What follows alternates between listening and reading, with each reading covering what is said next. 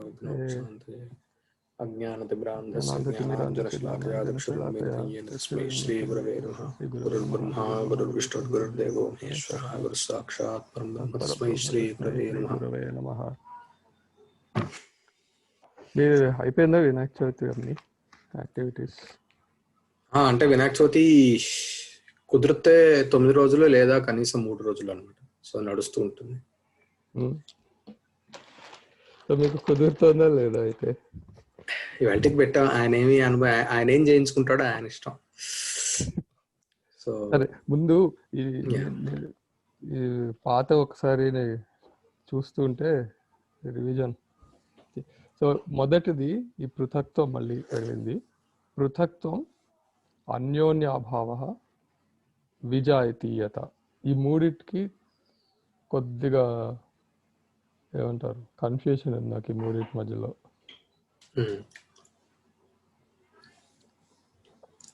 అంటే to be frank, అన్యోన్యాభావానికి పృథక్త్వానికి పెద్ద తేడా లేదు. కానీ పృథక్త్వం అనేది ఎట్లా చెప్పచ్చు అంటే, ఇప్పుడు భావము అభావము అని 2 ఉన్నాయి కదా.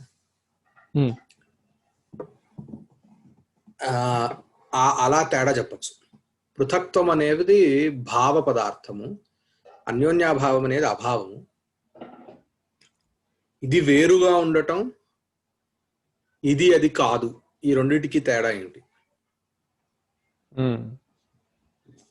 ఇది వేరుగా ఉండటం, ఇది అది కాదు.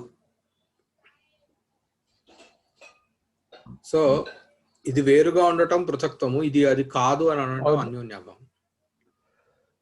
అది ఇప్పుడు 2 చెంచాలు ఉంటే ఒక చెంచాకి ఇంకొక చెంచా ఒక చేతిలో ఒక్కొక్కటి పట్టుకుంటే అది అన్యోన్యాభావం. అది ఇక్కడ లేదు, ఇది అక్కడ లేదు అనడానికి. ఈ చెంచా ఆ చెంచా కాదు, ఆ చెంచా ఈ చెంచా కాదు. ఈ చెంచా అవును, ఈ చెంచా ఆ చెంచా ఇది అది కాదు, అది ఇది కాదు, 2 చెంచాలే అయినప్పటికీ అది వేరే అయినా కూడా, ఒకటి చషకం ఒకటి చెంచం అయినా కూడా ఇది అది కాదు, అది ఇది కాదు అనడానికి అన్యోన్యాభావం. పృథక్త్వానికి ఇప్పుడు ఈ చెంచా ఆ చెంచా వేరే అనడానికి కూడా పృథక్త్వమే కదా.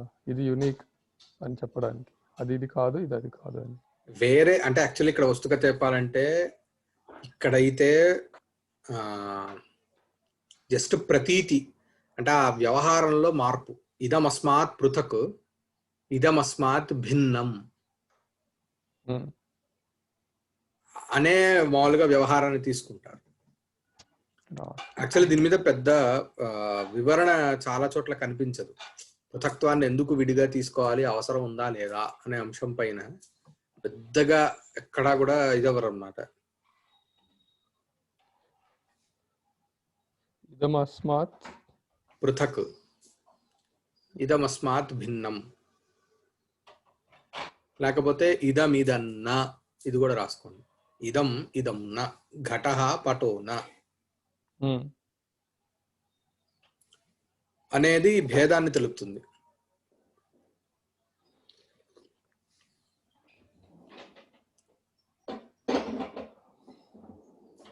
సరే అదే ఇది ఇదమస్మాత్.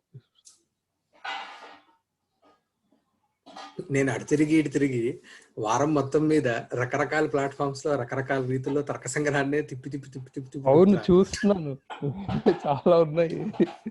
ఇదే మెటీరియల్ కవర్ అవుతున్నట్టుంది. అదేదో నేను 4-5 సార్లు ఎక్కువ సార్లు చదువుకుంటే నాకు ఇంకా మంచిది అన్నట్టుగా అనిపిస్తుంది. మంచిదే కదా, మంచిదే. చాలా మంది అడుగుతున్నారు, ఏమంటే ఇది అది అది ఏమిటి తేడా వీటికి? చదువుకునే వాళ్ళు తేడానైనా. సరే, ఇది మీకు కనిపిస్తున్నదా? అక్షరాలు ఏమైనా కనిపిస్తున్నాయా? కొన్ని ఏవో రాశారని తెలుస్తుంది కానీ ఏం అక్షరాలు అనేది తెలియదు. అయితే పర్వాలేదు. సరే సరే దీని తర్వాత విజాతీయత అంటే, ఇప్పుడు చమసహ చషకహ తీసుకుంటే అవి 2 వేరే జాతులకి చెందినవే కదా. విజాతీయత అనేది వచ్చేసరికి, ఇప్పుడు మనం జాతి అని అంటాం కదా. జాతి అంటే సామాన్యం. సామాన్యం దాన్ని కానీ తీసుకోవచ్చు మీరు. అంటే విజాతీయత అంటే ఇప్పుడు ఘటానికి పటానికి విజాతీయత అంటే ఏంటి? కస్మాత్ విజాతీయౌ అంటే గనక ఘటత్వేన విజాతీయం, అంటే ఘటత్వం పటంలో లేదు కాబట్టి ఘటము పటము కంటే విజాతీయమైనది, వేరే జాతికి అనంటే ఇక్కడ ఆ ధర్మము లేనటువంటిది అని అర్థం. జాతి అంటే ఒక గ్రూప్ గా తీసుకోండి మీరు పని. ఘటత్వము కలిగినవన్నీ ఒక గ్రూప్, దానికంటే వేరైనవి విజాతీయములు, అంటే వేరే జాతి కలిగినవి. అలాగే సజాతీయములు. సో అదేంటి అని అంటే మీరు తీసుకున్న ధర్మాన్ని అనుసరించి ఉంటుంది. ఇప్పుడు నేను 2 ఘటాలకి కూడా సజాతీయత్వాన్ని చెప్పగలను, విజాతీయత్వాన్ని చెప్పగలను. 2 ఘటాలకి సజాతీయత్వము ఘటత్వము అనే జాతిని తీసుకొని 2 ఘటాలు సజాతీయములు అని చెప్పగలను.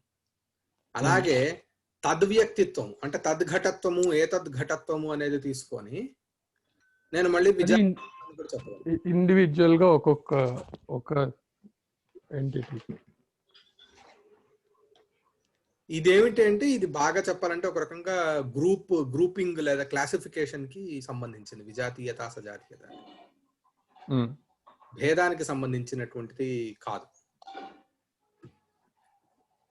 అంటే దాని కాన్సెప్ట్ ప్రయోజనం 2 పూర్తిగా డిఫరెంట్. అంటే 2 పదార్థాలు సజాతీయములు అవగలవు, విజాతీయములు అవగలవు. కానీ ఏ 2 పదార్థములైతే భిన్నములైనయో ఆ 2 పదార్థాలు ఒకటి కాలేవు. కానీ ఇప్పుడు ఈ పై రెండిట్లో పృథక్త్వ, అన్యోన్య అభావ, ఈ 2 వర్తించే 2 వస్తువులకి విజాతీయత వర్తించాలని లేదు కదా.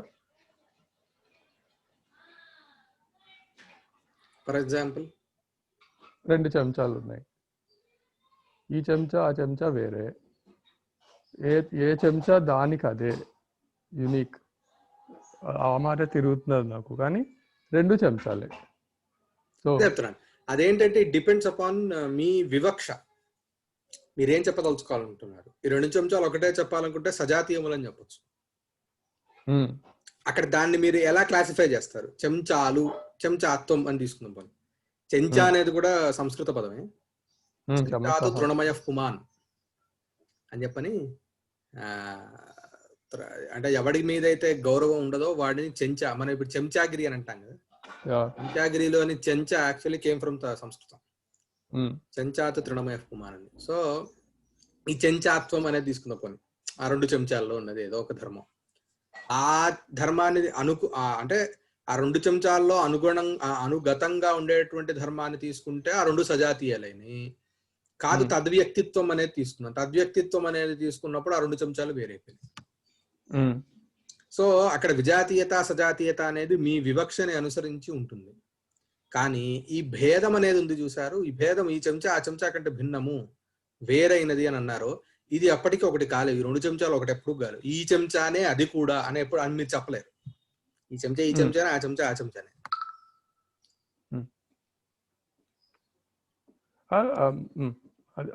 ఇంకొంచెం ఈజీగా ఇంకొక ఎగ్జాంపుల్ తీసుకుంటే, 2 వ్యక్తుల్ని తీసుకుంటే, 2 పురుషులు అనొచ్చు, 2 మనుషులు అనొచ్చు, కానీ ఎవరి పేర్లు ఎవరి వ్యక్తిత్వం వాళ్ళకు ఉంది, ఇండివిజువాలిటీ.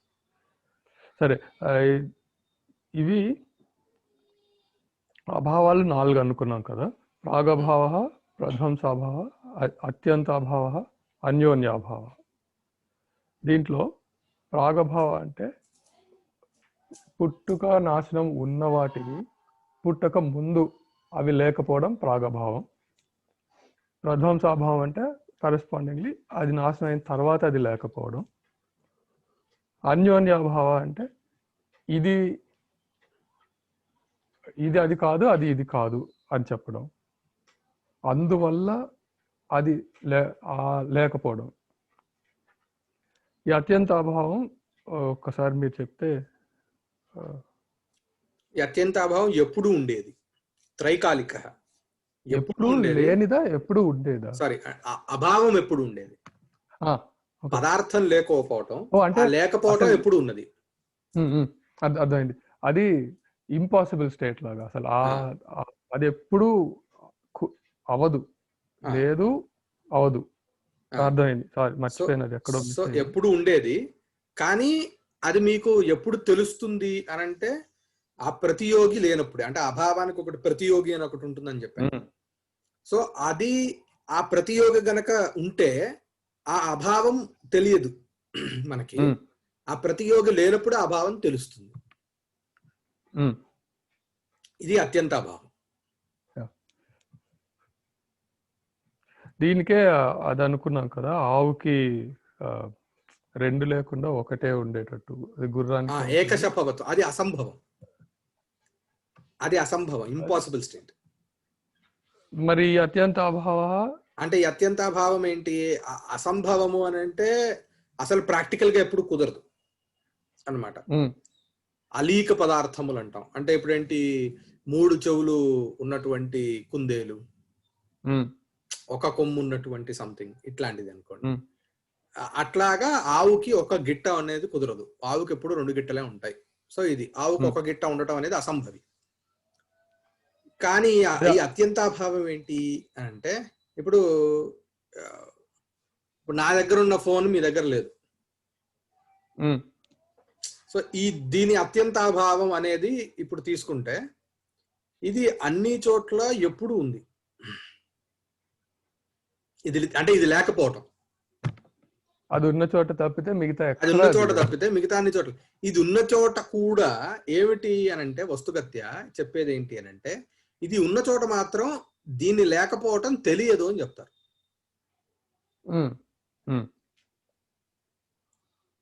అవును, అర్థమైంది. కానీ లేకపోవటం అనేది మాత్రం ఎప్పుడు ఉంటుంది. అర్థమైంది. అది సో అది అసంభవం అయిన వాటికి ఇది వర్తించదు కదా. అయితే వర్తించదు. అసంభవం అయిన స్థలంలో అసలు ఇదే లేదు.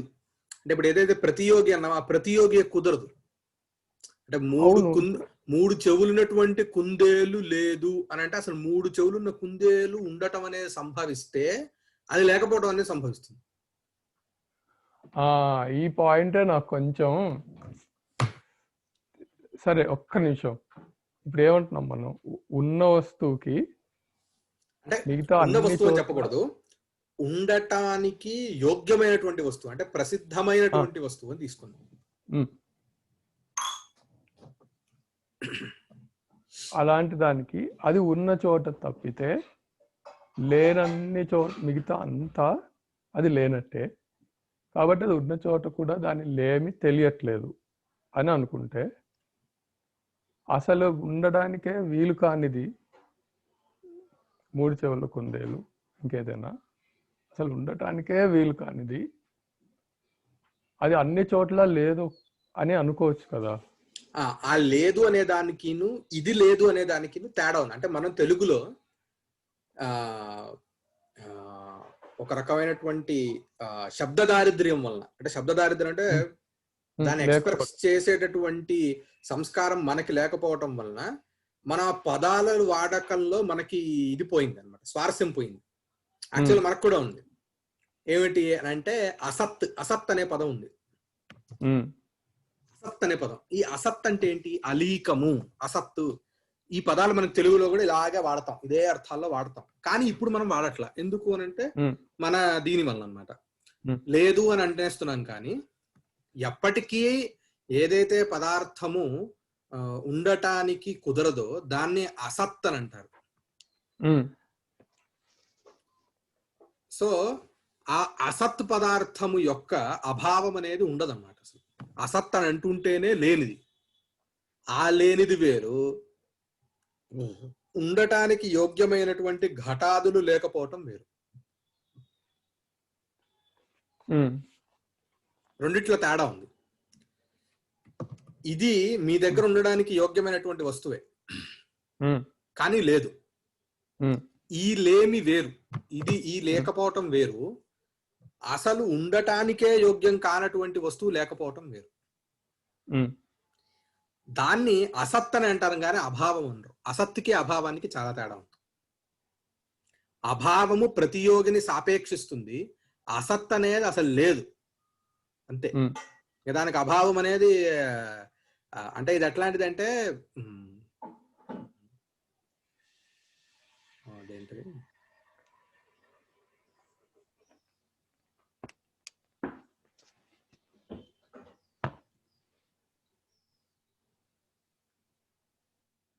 ఎలా చెప్పాలి?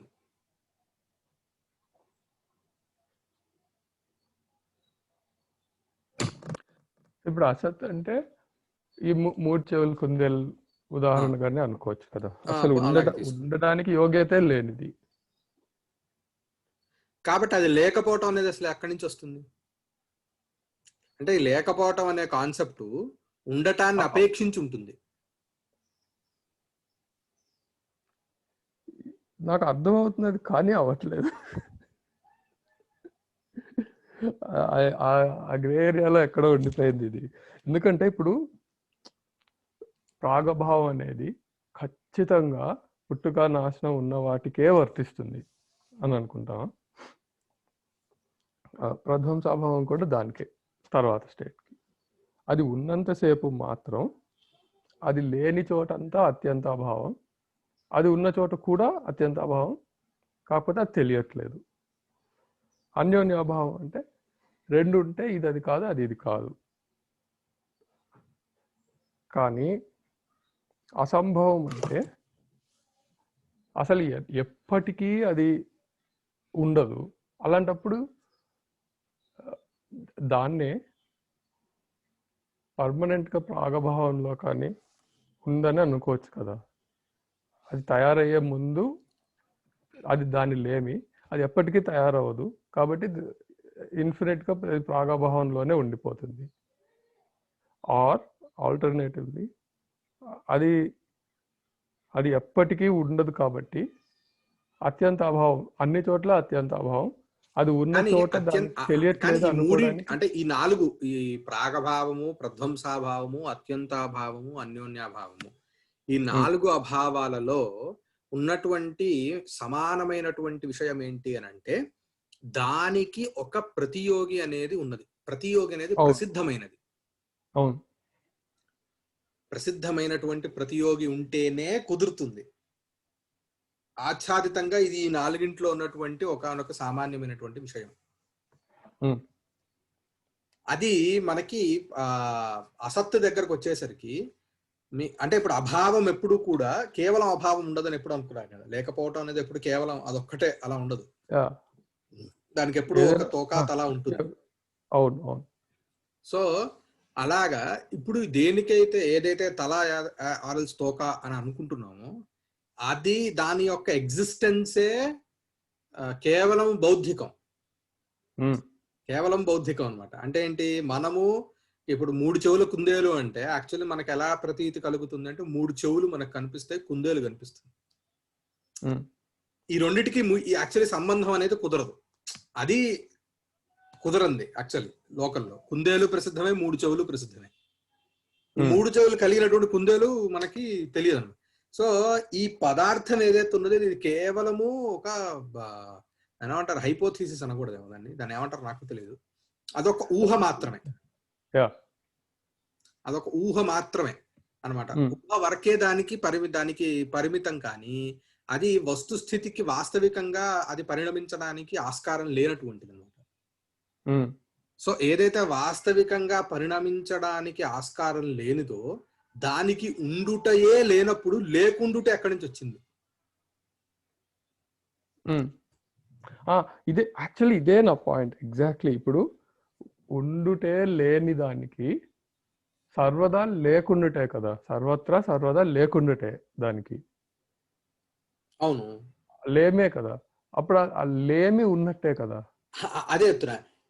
ఇక్కడ తేడా ఏమిటంటే అభావం వేరు, అందుకని అంటున్నా. అభావానికి అసత్తుకి అంటే పదాలలో కూడా చాలా సిమిలారిటీ ఉంది, కానీ కాన్సెప్ట్ వైజ్ ఇట్స్ డిఫరెంట్. అంటే ఇప్పుడు ఎట్లాంటిది అంటే, ఇప్పుడు ఫర్ సపోజ్ మీకు ఇలా చెప్తాను పోనీ, జ్ఞానము అజ్ఞానము అంటే తెలియుట తెలియకపోవుట అని మనం అనుకుంటాం. యాక్చువల్లీ మనం భ్రమపడతాం. అంటే నైయాయికులు కూడా అజ్ఞానం అంటే జ్ఞానం లేకపోవటం అనే చెప్తారు, కానీ అది కాదు, వస్తుగతి అలా కాదు. వేదాంతంలోకి వెళ్తే కానీ అజ్ఞానం కాన్సెప్ట్ పూర్తిగా అర్థం కాదు. సో అక్కడేంటి, జ్ఞానం అంటే ఎట్లాగైతే మీరు ఒక విషయాన్ని అవగాహించేటటువంటి ఒక విషయము, అలాగే అజ్ఞానం అనేది కూడా సేమ్ సిమిలర్ అన్నమాట. సిమిలర్ అయినటువంటి ఇంకొక ఎంటిటీ అజ్ఞానం అనేది. జ్ఞానం లాంటిదే అన్నమాట అజ్ఞానం కూడా. కాకపోతే ఏమిటి అంటే ఈ అజ్ఞానం అనేది మీకు నశిస్తుంది. ఈ జ్ఞానం రాగానే, సేమ్ సమాన విషయకమైనటువంటి జ్ఞానం రాగానే ఆ అజ్ఞానం అనేది నశిస్తుంది అనమాట. అది ఉన్నది అనేది మీకు అవగాహన ఎప్పుడు కలగదు. ఎప్పుడో కొన్నిసార్లు మీకు అది బయటపడుతూ ఉంటుంది. నాకు తెలియదు అనే విషయం, నాకు చాలా విషయాలు తెలియవు. ఆ తెలియకపోవటం అనేది అభావం కాదు, ఆ తెలియకపోవటం అనేది కూడా భావమే. అంటే ఇప్పుడు మీరు నైయాయికుల రీత్యా ఆలోచించాలనుకోండి, ఇక్కడ ఇంకొంచెం దగ్గరకు వస్తే మనం పోనీ పరిఫెరల్గా ఆలోచిస్తే లైట్ డార్క్నెస్ ఈ రెండు తీసుకుంటాం, కాంతి అంధకారం. దీన్ని మీరు ఎలా పర్సీవ్ చేస్తారనే దాన్ని బట్టి ఉంటుంది. మీరు కాంతిని ఒక భావ పదార్థమైనటువంటి ఎంటిటీగా తీసుకొని తదభావం మీరు అంధకారం అని అన్నారనుకోండి,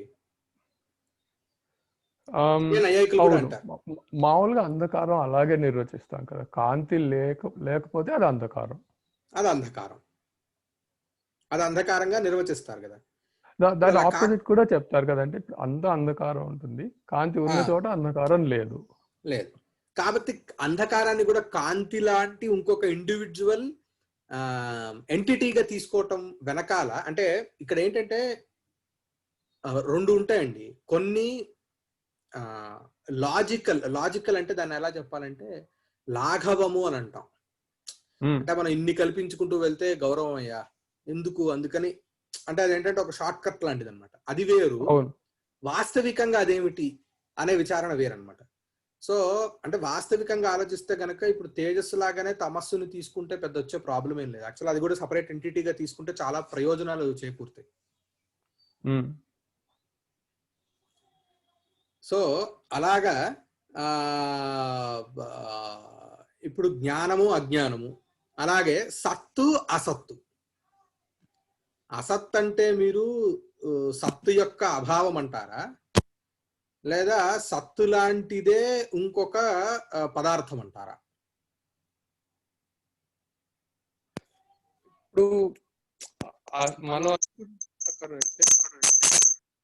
అసలు లేకపోవడం కదా సత్ అంటే, అన్నిట్లో ఉండే. అంటే సత్ అంటే దేని యొక్క ఎగ్జిస్టెన్స్ ఉన్నదో అది సత్తు. అంటే ఎగ్జిస్టబుల్ అని వచ్చాము, ఎగ్జిస్టెన్స్. ఇప్పుడు అసత్ అంటే నాన్ ఎగ్జిస్టెంట్, కానీ దీని యొక్క అభావం కాదు, అది వేరు. That's a different thing. దీని యొక్క అభావం అని అన్నారనుకోండి, అప్పుడు అంటే ఇప్పుడు మీరు ఆలోచించండి, పోనీ ఆలోచించండి.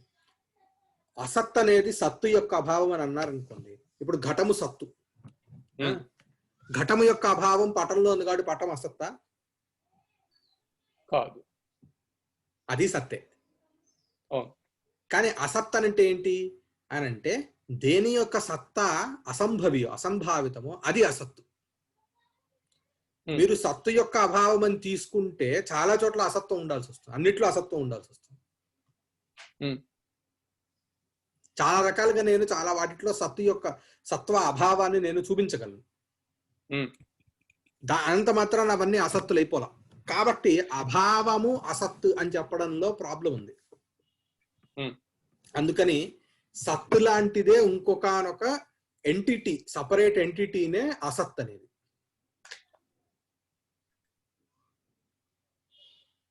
కరెక్ట్. అది ఏదైతే కేవలము వైజ్ఞానికము, విషకలితముగా వైజ్ఞానికం అంటే ఏంటి, మీకు తెలియని పదార్థాలతో మీరు ఒక అలీక పదార్థాన్ని సృష్టించుకోలేరు. అంటే ఇప్పుడు ఫర్ సపోజ్ అదే ఇందాక అనుకున్నాం, 3 చెవుల కుందేళ్ళు అన్నప్పుడు చెవులు మీకు అంటే అన్ని విడివిడిగా, విషకలితముగా అంటే విడివిడిగా కొన్ని పదార్థాలు మీకు విడివిడిగా తెలుసు. వీటన్నిటి యొక్క కూర్పు జరిగితే గనక అది మనకు తెలియదు. అసత్ అనేది యాక్చువల్ అంతే. అంటే ఏంటి, మీకు తెలియనటువంటి దాంతో ఒక సంబంధాన్ని ఏర్పరచుకొని మీరు అసత్ అనే దాన్ని మీరు తెలుసుకోలేరు. అంటే అసత్తు గురించి ఆలోచించలేరు ఫస్ట్ ఆఫ్ ఆల్. అసత్ అంటేనే తెలిసిన వాటి యొక్క సమాహారం, కుదరనటువంటి కూర్పు. అది ఒకనొక కుదరనటువంటి కూర్పు. ఇప్పుడు దీన్ని ఇంకొక పైకి వెళ్దాం. ఇప్పుడు 3 చెవుల కుందేలు ఒక గిట్ట ఆవు, కొమ్ములుండే మనిషి, ఈ మూడు మనం ఆలోచించగలుగుతున్నాం, వాటిలో ఉండే అవయవాల్ని నిర్వచించగలుగుతున్నాం, వర్ణించగలుగుతున్నాం. కానీ ఈ మూడు కలిసి వెళ్తున్నాయి అని ఎవరైనా అంటే అది మనకు అర్థం అవుతుంది, కానీ అది ఒకదానికి కుదరదు. ఇప్పుడు ఏ ఒక్కటి తీసుకున్నా అది అసత్ అంటున్నాం, అది అసంభవం అంటున్నాం.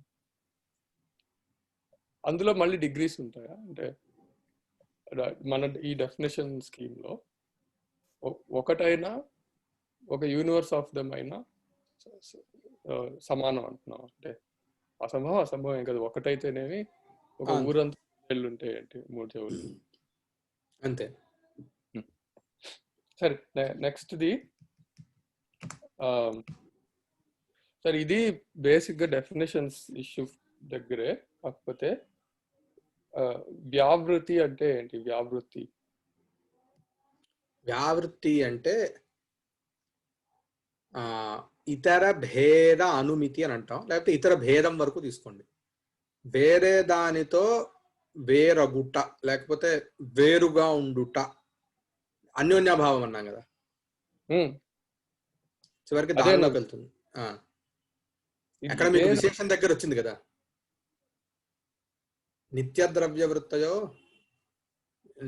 వ్యావర్తకం అనే చోట ఎక్కడ వచ్చి ఉంటుంది, వచ్చింది రాసుకున్నాను అది.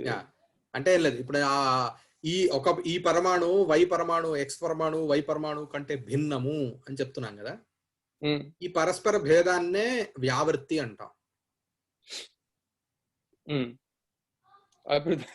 దాన్నే అన్యోన్యాభావం కూడా వాడుతున్నాం. అది పృథక్త్వం కదా? స్టార్టింగ్ అదే డిస్కషన్ అయిందండి. పృథక్త్వం అనేది ఎలాగ చెప్పాలి అని అంటే, ఇది వేరుగా ఉండుట, ఇది దానికంటే వేరగుట, ఈ రెండిట్లో కొంచెం తేడా ఉంది కదా.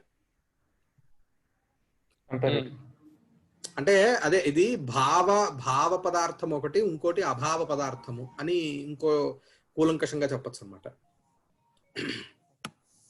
పృథక్త్వం అనేది భావము, అన్యోన్యాభావం అనేది అభావం.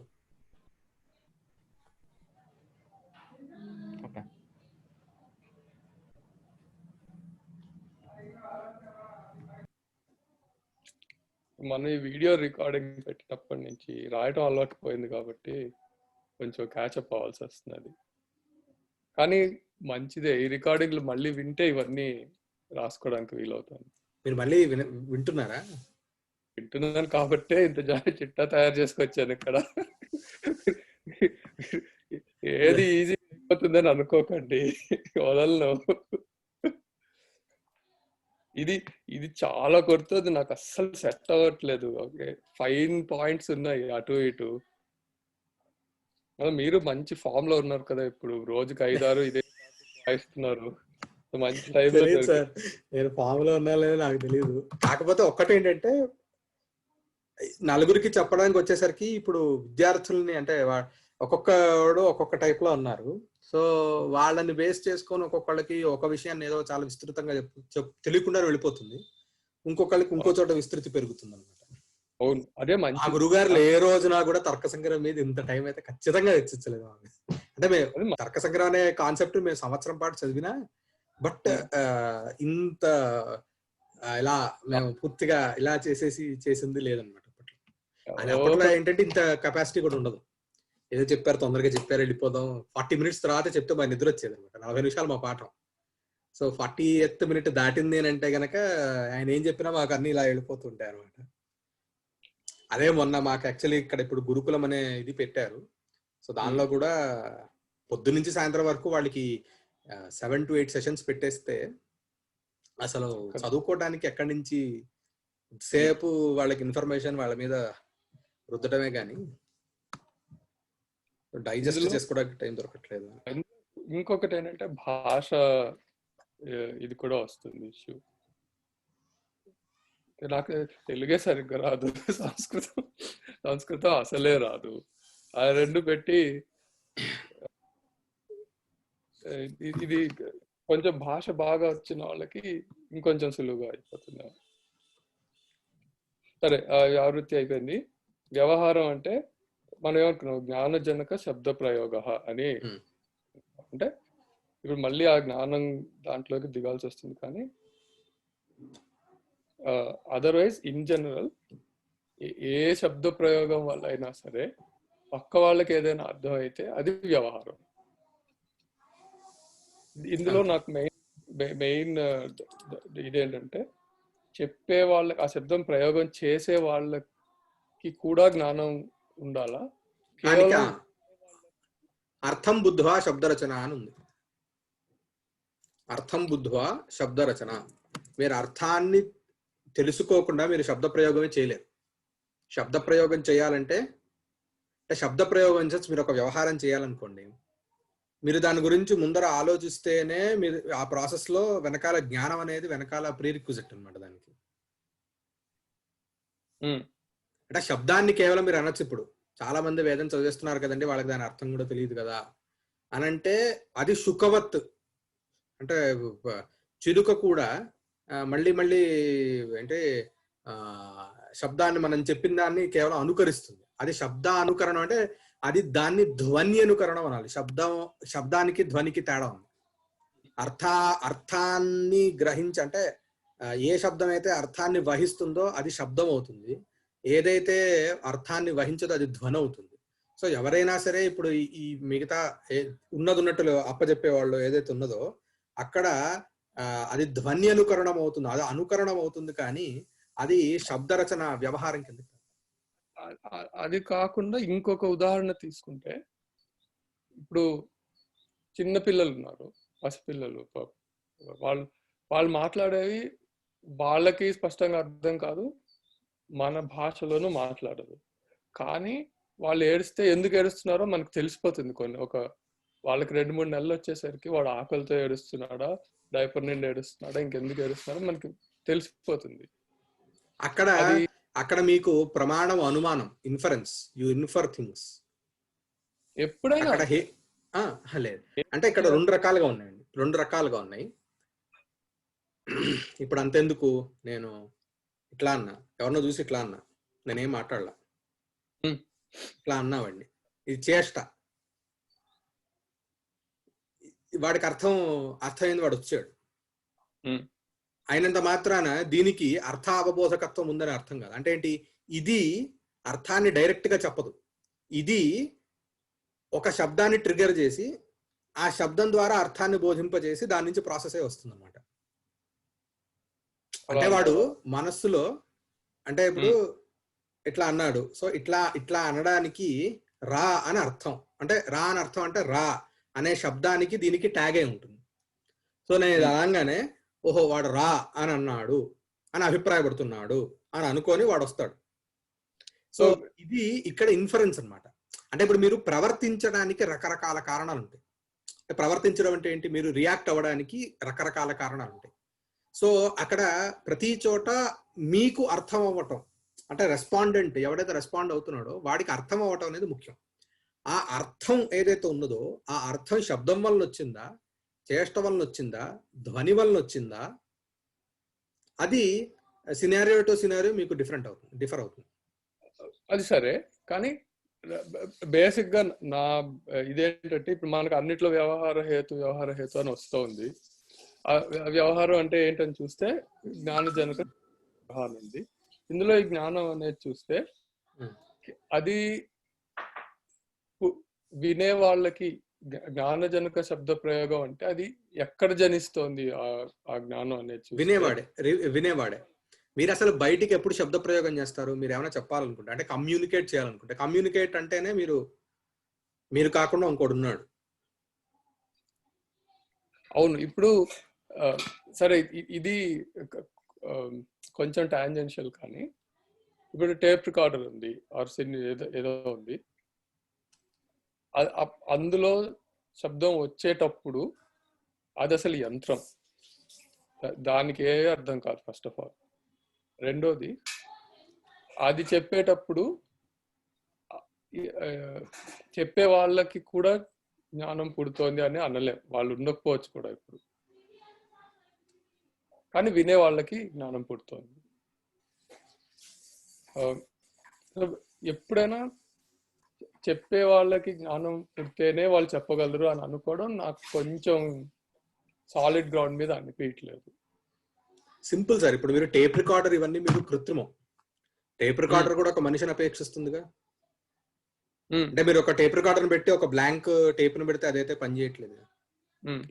సో ఎక్కడో ఒక చోట ఒక చేతన పదార్థం యొక్క సంబంధం అనేది కావాలి. కృత్రిమ యంత్రాలు ఎప్పుడైనా పనిచేయాలంటే దానికి ఎక్కడో ఒక చోట ఏదో ఒక టైం పాయింట్ లో ఖచ్చితంగా దానికి ఒక చేతన పదార్థం యొక్క సంబంధం కలిగి ఉండాలి. అవి వాటిలో జ్ఞానం ఉత్పత్తి అవ్వడానికి ఛాన్సే లేదు జడ పదార్థాలలో. వాటిట్లో ఏవైనా జ్ఞానానికి సంబంధించిన వ్యాపారాలు ఏమైనా జరుగుతున్నాయి అంటే అది కేవలము దానికి ఒక చేతన పదార్థంతో ఎప్పుడప్పుడు సంబంధం ఉండడం వల్లనే, కానీ స్వతంత్రంగా వాటికి జ్ఞానం అనేది ఎప్పుడు కుదరదు. ఇప్పుడు మనం ఇక్కడ మాట్లాడుతోంది మాత్రం ఒక చేతన పదార్థం యొక్క చేష్ట. చేతన పదార్థము వ్యవహరించటం, ఒక చేతన పదార్థము వ్యవహారం చేసింది, జ్ఞానజనక శబ్ద ప్రయోగం చేసింది అంటే వీడికి కూడా, ప్రయోగం చేసేవాడికి కూడా జ్ఞానం ఉండాలి. లేకపోతే ఒకవేళ ఇది ఇల్లాజికల్ అయితే గనక ఇప్పుడు మీరు ఏ థియరీ అడిగినా సరే నేను చెప్పేసేయాలి. అలా కాదు, అది ఇంకొక డైమెన్షన్ లో వెళ్ళిపోతుంది అది. కానీ ఇప్పుడు సరే ఈ ఎగ్జాంపుల్ కంటిన్యూ చేస్తే, మీరు ఫోన్ ని తీసుకొని మీరు ఓకే గూగుల్లో హే సిరీనో ఏదో అని మాట్లాడితే అది మీకు జవాబు ఇస్తుంది కదా. దానికి కూడా చేతన సంబంధం చాలా ఉంది కదా. ఉంది, ఉండేది. మీరు నేర్పిస్తున్నారు కదా దానికి ఎలా రియాక్ట్ అవ్వాలో. మీ సంబంధం లేకపోతే అది అకించిత్కరం, అదేం చేయలేదు. అది ఇప్పుడు ఎందుకు డెవలప్ అయింది, ఒక 1000 ఏళ్ల క్రితం ఎందుకు లేదు అని అంటే చేతన సంబంధం అప్పుడు లేదు, ఇప్పుడు ఎక్కువ ఉంది కాబట్టి. మిషన్ లెర్నింగ్ అనేది కూడా మిషన్ తనంతట తాను స్వయంగా చేస్తుందంటే దానికి కావాల్సిన అల్గోరిథమ్స్ ఎవడో కూడా రాస్తేనే కదా అయ్యేది. ఎక్కడో చోట చేతన సంబద్ధమైనది సంబంధం అంటే జ్ఞానానికి ఎప్పుడు కూడా చేతన సంబంధం అనేది చాలా అనివార్యం ఏదో ఒక పాయింట్ ఆఫ్ టైంలో. ఇదే ఒక పాయింట్ ఉంది అంటే, ఒక్క నిమిషం, దాన్ని ఏమంటారు మర్చిపోయాను నేను. ఎప్పుడు ఒక పాయింట్ ఉంది, రే కుర్జ్వెల్ బుక్ కూడా ఉంది ఆ పేరుతోటే. కానీ దాని తర్వాత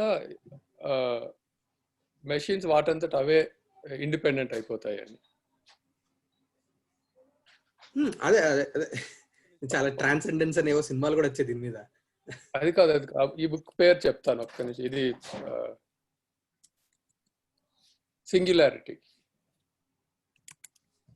singularity machine learning point of వ్యూలో ఏంటంటే, ఇప్పుడు మనం మెషిన్స్ కి నేర్పిస్తున్నాం, వాటంతట అవి మనం నేర్పించిన విషయాలు అవే గుణించుకొని మనకేవో ఆన్సర్స్ ఇస్తున్నాయి.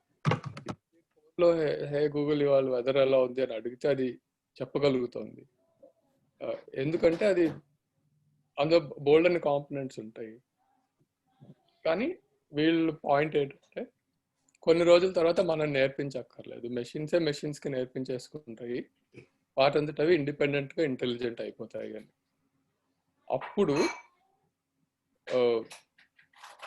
ఆ స్టేట్ కన్సిడర్ చేస్తే అప్పుడు కూడా ఇవన్నీ వర్తిస్తాయి, ఈ డెఫినేషన్స్ అని. కాకపోతే అది ఇంకొక మనిషిలాగో ఇంకొక జంతువులాగో ఒక ఇంటెలిజెంట్. ఎప్పటికైనా సరే అది చేతనం అయితే అవ్వలేదుగా. చేతనత అనేది ఒక ఎంటిటీ ఏదైతే ఉన్నదో ఈ గుణాన్ని ఎప్పుడు కూడా ఒక యంత్రం పొనిపుచ్చుకోలేదు. అది ఎలా అదే అంటున్నాను అంటే, ఇప్పుడు ఆల్రెడీ మన ఫోన్స్ చేసే పనులు చాలా వరకు వాటిలో తెలివి ఉన్నట్టు తెలుస్తుంది. చెప్పండి విష్ణు గారు. ఏదో అంటే ఏం లేదు, అంటే మీ అబ్జెక్షన్ జ్ఞాన జనక శబ్ద ప్రయోగం అనుకోండి, వ్యవహారం. అది మెషిన్ ఈవెన్ అది చేతనమైన అచేతనమైన దానికి కూడా జ్ఞానం జనించాల్సిందే కదా. Even if machine is using a particular word in a particular sense, so it has got knowledge of that particular word. So జ్ఞాన జనక శబ్ద ప్రయోగం always holds true. It should. అది 2-3 కేసెస్ గా ఊహించుకున్నాను. ఒకటి ఏంటంటే బ్లాబరింగ్ కానీ చిన్నపిల్లలది కానీ, ఆర్ వేరే ఏదైనా సౌండ్ వస్తే మనకి శబ్దం అనేది అర్థంతో కూడుకున్నది అయితే, కానీ ధ్వనికి కూడా మనకి జ్ఞానం జనిస్తుంది. ఇప్పుడు ఎక్కడైనా విస్ఫోటనం జరిగింది, అది ఏ భాషలో ఉండే శబ్దం కాదు, కానీ అది పేలగానే మనం ఇక్కడ తోకెత్తుకొని పరిగెడతాం. ఎందుకంటే మనకు ఒకటి అర్థమైంది దానివల్ల. అక్కడ మీరు యాక్చువల్లీ ఏంటంటే మీరు పరిగెత్తడానికి, ఇప్పుడు అదే చెప్తున్నా, మీకు అర్థం అవ్వటానికి పలు రకాల మార్గాలు ఉన్నాయి. మీరక్కడ అనుమానించారు. ఆ శబ్దం వినంగానే నాకు ఆపత్తి, ఎక్కడెక్కడైతే ఆ శబ్దం ఉందో అక్కడక్కడల్లా నాకు ఆపత్తి ఉన్నదని మీరు వ్యాప్తిని గ్రహించి ఆ శబ్దాన్ని వినంగానే మీకు ఆపత్తి అని మీరు తెలుసుకొని మీరు పరిగెత్తుతున్నారు. అంటే ఇప్పుడు ధూమం ఉన్న చోటల్లా వన్హి ఉందని మీరు ఎలాగైతే తెలుసుకున్నారో, ఎక్కడెక్కడైతే అట్లాంటి విస్ఫోటన పెద్ద పెద్ద శబ్దాలు అవుతున్నాయో ఆపత్తి జరిగేందుకు అవకాశం ఉన్నది అని మీరు వ్యాప్తిని గ్రహించారు. అది ఎలా గ్రహించారు అనేది ఇట్స్ డిఫరెంట్ పాయింట్. ఎలాగోలో మీరు గ్రహించారు కాబట్టి ఏం చేస్తున్నారు, యు ఆర్ జస్ట్ రియాక్టింగ్ అనమాట. అది విన్నారు, మీరు ఇన్ఫరెన్స్ మీ వెంటనే కలిగింది, నాకు ఆపత్తి ఉన్నది, నాకు ఆపత్తి కలగచ్చు అని చెప్పని మీకు వెంటనే జ్ఞానం కలిగి మీరు పరిగెత్తుతున్నారు. ఇక్కడ శబ్ద ప్రయోగం కాదు యాక్చువల్లీ. ఇక్కడ ఏంటి అంటే ఆ ధ్వని హేతు అయింది. దేనికి? మీకు ఆపత్తి ఉంది అనే జ్ఞానానికి అది హేతు అయింది. దీన్ని ఏక సంబంధి జ్ఞానం, అపర సంబంధి స్మారకం అంటారు. ఇక్కడ ఏక సంబంధి జ్ఞానం, ధ్వని జ్ఞానం మీకు ఇంకో సంబంధి, దానికి సంబద్ధమైనది ఏంటి? మీ ఆపత్తి. ఆ ఆపత్తి జ్ఞానాన్ని పుట్టింపజేస్తుంది, మీరు పని చేస్తున్నారు. This is different. అవును, and this makes a lot more sense. Vishnu గారు ఏదో చెప్పదలుచుకున్నారు. అంటే ఏం లేదు, యాక్చువల్గా డెఫినేషన్ లో శబ్ద ప్రయోగం అనే ఉంది కదా. ఆయనకు యాక్చువల్లీ అర్థం బుత్వ శబ్ద రచన దగ్గర యాక్చువల్లీ జ్ఞానజనక శబ్ద ప్రయోగం ఒకటి. ఇప్పుడు అంటే ఏంటి, నేను ప్రయోగం చేస్తే మీకు జ్ఞానం కలిగింది కాబట్టి నేను చేస్తున్న శబ్ద ప్రయోగం మీ జ్ఞానానికి జనకం అవుతుంది. కానీ నా శబ్ద ప్రయోగానికి కారణం ఏమిటి అంటే నేనేమన్నా అంటే అర్థం బుద్ధ్వా శబ్ద రచన, అర్థాన్ని ఫస్ట్ మనం తెలుసుకున్న తర్వాత మనం దాన్ని ఉచ్చరించగలము అనే చోట యాక్చువల్లీ ఇందాక ఆయన ప్రశ్న పరంపర దానికి ట్యాగ్ అయింది. సరే, ఇప్పుడు ఊరికే పాత డెఫినేషన్ ఒకసారి. సమవాయి అంటే విడదీయలేనిది, నిత్య సంబంధం కలది అని. సమవాయము తప్పు రాసుకుని ఉంటాను. అంటే సమవాయి వేరు, సమవాయము వేరు. జస్ట్ ఒక ఇకారంతో మారిపోతుంది. గుణ గుణికి ఉన్న తేడా. సరే, ఒక్క నిమిషం, ఇది ఇక్కడే దిద్దేసుకుంటాం మళ్ళీ. ఇప్పుడు విడదీయలేనిది సంబంధము. ఏ రెండైతే విడతీయలేమో, పుట్టుక నుంచి నశించేంత వరకు ఏ రెండింటినైతే విడదీయలేమో ఆ రెండింటికి ఉన్నటువంటి సంబంధాన్ని సమవాయం అంటాం.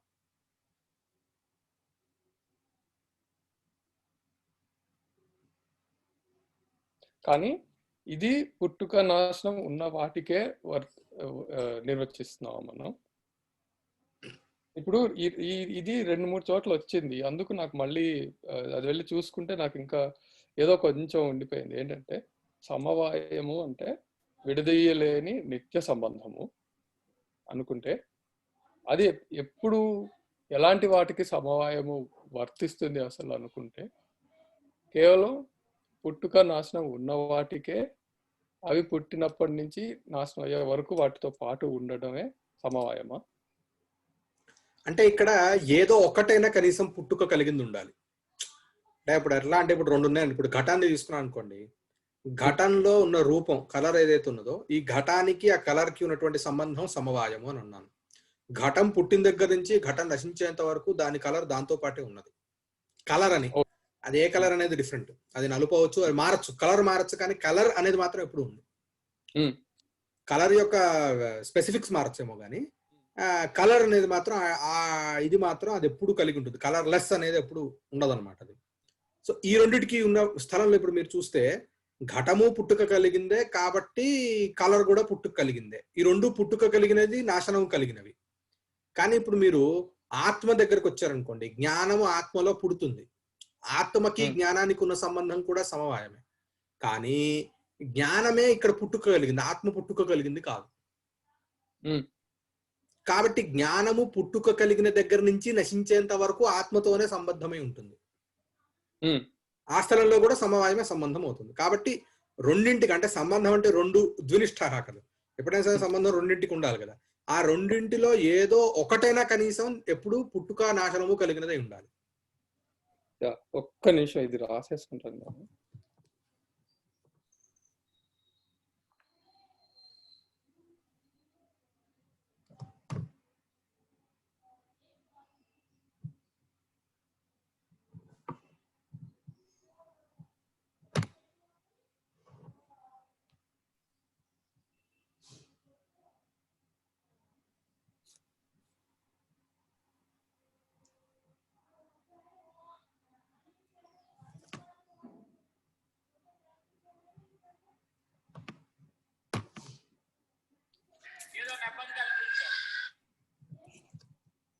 ఇందులో ఇన్సిడెంటల్ గా ఏంటంటే ఏవైనా పుట్టుక ఉండి నాశనం లేకుండా ఉండేవి ఉంటాయా?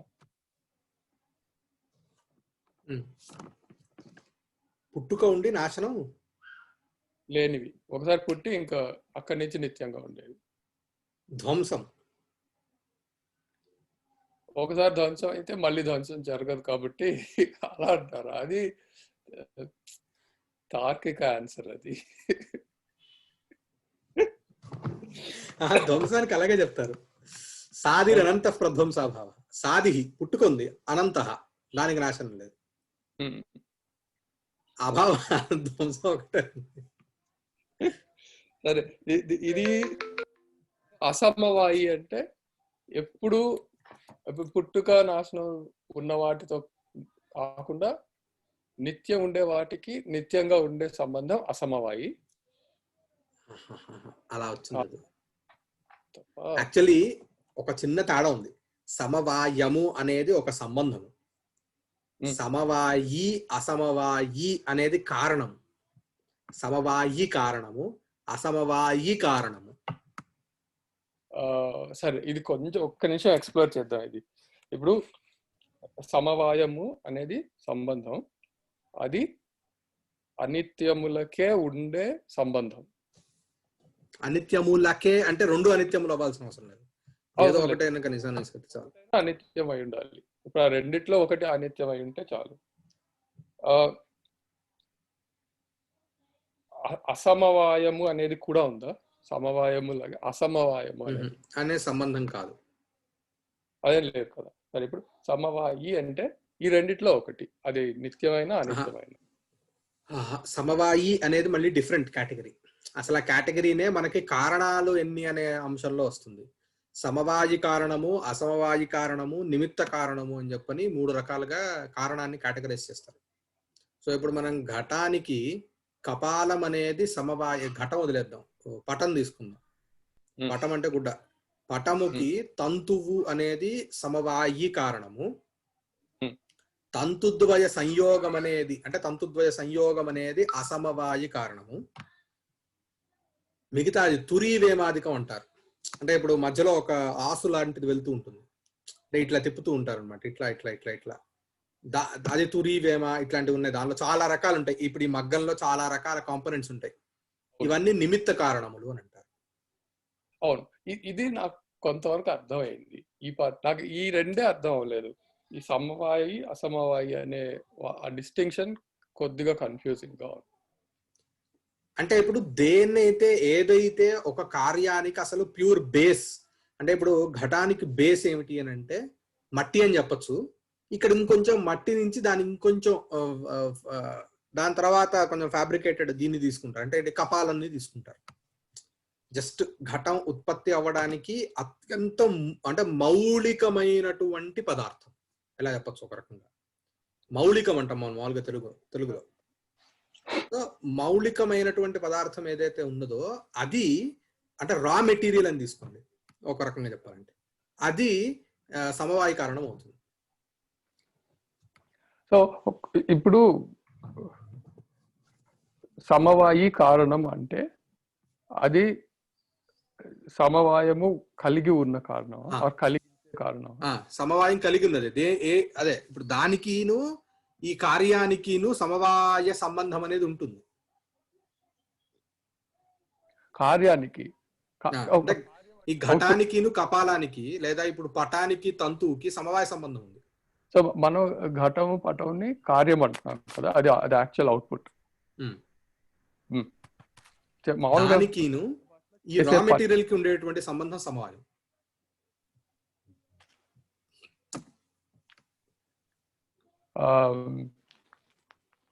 లాగా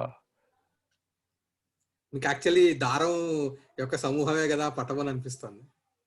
అలా కాదు, అంటే ఇప్పుడు ఒక పర్టిక్యులర్ కాంబినేషన్ ఆఫ్ దారాలే పటం అవుతుంది. అవును, అయితే అది కూడా రాసుకున్నాను, ఇది వచ్చాం కాబట్టి అదొకటి క్లారిఫై చేసుకున్నాను. ఇప్పుడు ఇక్కడ ఏమని రాసుకున్నానంటే తంతువు సమవాయి కారణం వస్త్రం అని రాసుకున్నాను. అదే వస్త్రానికి తంతువులు సమవాయి కారణము. అది ఎలాగో నాకు అర్థం కాలేదు, అందుకు ఊరికే నోట్స్ లాగా రాసుకున్నాను అది. కానీ దీంట్లోనే ఇంకొకటి ఏంటంటే తంతువుకి ఇంకొక తంతువుకి కూడా ఏదో ఒక రిలేషన్షిప్, అది అసమవాయి కారణం, తంతుద్వయ సంయోగం. ఇప్పుడు బోల్డ్ అన్ని తంతువులు కలిస్తే ఒక పటం అవుతుంది. ఒక తంతువు ఇంకొక తంతువు ఒకటనే కాదు, ఇవన్నీ ఒక పర్టిక్యులర్ ఆర్డర్ లో కలిపితేనే ఒక వస్త్రం అవుతుంది, ఒక పటం తయారవుతుంది. సో ఇప్పుడు ఇందులో 3 కాంపోనెంట్స్ చూడొచ్చు మనం. ఒకటి అసలు తంతువులు ఉన్నాయా, ఫిజికల్ తంతువులు. రెండోది అవి ఒక పర్టిక్యులర్ ఆర్డర్ లో కలుస్తున్నాయా. రెండోది అవి కలుస్తున్నాయా. సో ఈ 3 ఉన్నాయా, కలుస్తున్నాయా, ఒక పర్టిక్యులర్ ఆర్డర్ లోనే కలుస్తాయి. ఒక పర్టిక్యులర్ ఆర్డర్ లో కలిస్తేనే పటం అవుతుంది. ఆ పర్టిక్యులర్ కలవటం అనే సంబంధం అయింది, ఈ తంతుద్వయ సంయోగం. దాన్ని అంటే ద్వయం అని కాదు, తంతు సంయోగం అని తీసుకోండి. ఆ తంతు సంయోగం అనేది ఎక్కడుంది? తంతువులకే ఉంది కాబట్టి తంతువుల్లోనే ఉంటుంది. సంయోగం వేటికి? తంతువుల మధ్యలో ఉండేటువంటి ఒకానొక కూర్పు. అది దేనిలో ఉంటుంది? ఆ కూర్పు తంతువుల్లో ఉంటుంది. అవును. పటము దేన్ని ఆధారం చేసుకొని ఉంటుంది? తంతువుల్ని, ఆ కూర్పు ఆధారం, కూర్పుని కూడా. కానీ కూర్పు అనేది వస్తుగత ఏంటి? సంబంధం. సంబంధాన్ని ఆధారం చేసుకొని ఉండలేదు. సంబంధము ఇంకొక దాన్ని ఆధారం చేసుకొని తద్వారా ఆధారం అంటే దీనికి ఆధారం అవుతుంది అన్నట్టుగా ఇక్కడ పరంపరగా చెప్పుకోవాలన్నమాట. చెప్పుకుంటే చివరికి ఏమవుతుంది అంటే బేసిక్ గా అన్ని కూడా వచ్చి తంతువుల దగ్గర ఆధారితం లేని, తంతువును ఆధారం చేసుకునే తంతువుల యొక్క కూర్పు ఉంది, పటము ఉంది. కాబట్టి తంతువులు అనేవి సమవాయి కారణమైంది, ఈ తంతువుల యొక్క కూర్పు ఏమో అసమవాయి కారణమైంది. అవుట్ ప్రోడక్ట్ ఏదైతే ఉన్నదో అది మీకు కార్యమైంది. ఇప్పుడు కూర్పుని ఎందుకు అసమవాయి కారణం అంటున్నాము? అది ఈ డిస్టింక్షన్ నాకు అర్థం కాలేదు. ఇప్పుడు పటం అవటానికి తంతువు ఎంత అవసరమో కూర్పు కూడా అంతే అవసరం కదా. ఊరికే తంతువు తీసుకొని ఒక లుమ్మ అలా పడేస్తే అది పటం అవ్వదు. కరెక్టే, అందుకనే కూర్పు కావాలంటున్నాను. ఇప్పుడు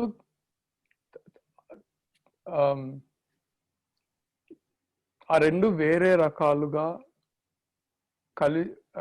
పటం అవటానికి కారకాలు అవుతున్నాయి. కూర్పు ఒక రకంగా, తంతువు బయట సెల్ఫ్ ఒక రకంగా.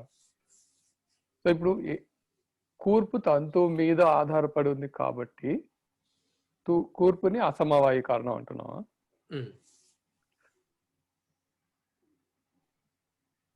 ఓకే. సో ఇప్పుడు తంతువులు ఉన్నాయి, తంతువులు లేకపోతే పటం అవనే అవ్వదు, తంతువులు లేకపోతే కూర్పు కూడా అవ్వదు. కానీ కూర్పు లేకపోతే పటం అవ్వదు, తంతువులు లేకపోతే కూర్పు అవ్వదు. కాబట్టి ఇది మధ్యలో ఉంది కాబట్టి దీన్ని అసమవాయి అంటారు. ఇది కూర్పు అనేదా? ఒక రకంగా చెప్పాలంటే ఇప్పుడు raw material process out product అని పెట్టుకుందాం అని. ఇంకొంచెం రా మెటీరియల్ సమవాయ కారణమైంది, ప్రాసెస్ ఏమో అసమవాయ కారణమైంది, ప్రోడక్ట్ కార్యమైంది. ఆ ప్రాసెస్ లో కూడా కీలకమైనటువంటి ప్రాసెస్, దానిలో కూడా మళ్ళీ స్టేజెస్ ఉంటాయి కదా, దానిలో కూడా ప్రిఫరెన్సెస్ పెట్టుకుంటే హైయెస్ట్ ప్రిఫరెన్స్ దేనికైతే ఇవ్వగలమో ఆ ప్రాసెస్ లో దానికి అసమవాయ కారణం ఎసెన్షియల్. ఇది ఒక రకమైనటువంటిది. అలాగే ఇది అయిపోయింది. ఇదేంటి? ఇది పటం అనేది ఉత్పత్తి అవ్వటానికి ఏమిటి అనేది తీసుకున్నాం. ఇప్పుడు అలాగే ఇప్పుడు పటం ఉత్పత్తి అవుతూనే పటంలో కలర్ కూడా ఉత్పన్నమవుతుంది. ఇప్పుడు దానికేంటి మరి అసమవాయి కారణం? దానికేంటి సమవాయి కారణం? అది కూడా ఉత్పత్తి అవుతుంది. అక్కడ కొంత తేడా వస్తుంది. అక్కడ ఏంటి, అక్కడ పటము సమవాయ కారణం అవుతుంది. ఎందుకు? రూపం దేన్ని ఆశ్రయించుకుంటోంది? పటాన్ని ఆశ్రయించుకుంటుంది. కాబట్టి పటం అక్కడ రూపాన్ని గురించి సమవాయ కారణం అవుతుంది. తర్వాత ఈ పటంలో ఈ తంతువుల్లో ఉండేటటువంటి రూపము అసమవాయ కారణం అవుతుంది.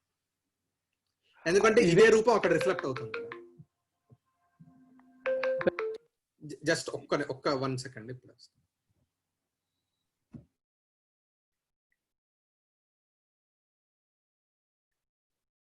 విష్ణు గారు మీకు వినిపిస్తుందా? వినిపిస్తుందండి. మీరు పోయిన వారం కనిపించకపోయేసరికి అయ్యో, నేను ఆదివారం నాది ఇంకొక సెషన్ ఉండింది శాఖ ఆగస్ట్ అయితే. అది యాక్చువల్గా ముందుకు చేశాను. 5 o'clock అన్నారు వాళ్ళు. 5 to 6:30 అయిపోతుండే వచ్చేద్దాం అనుకున్నా. అది డిలే అయింది కొంచెం. గురువారు వచ్చారు. సరేనా?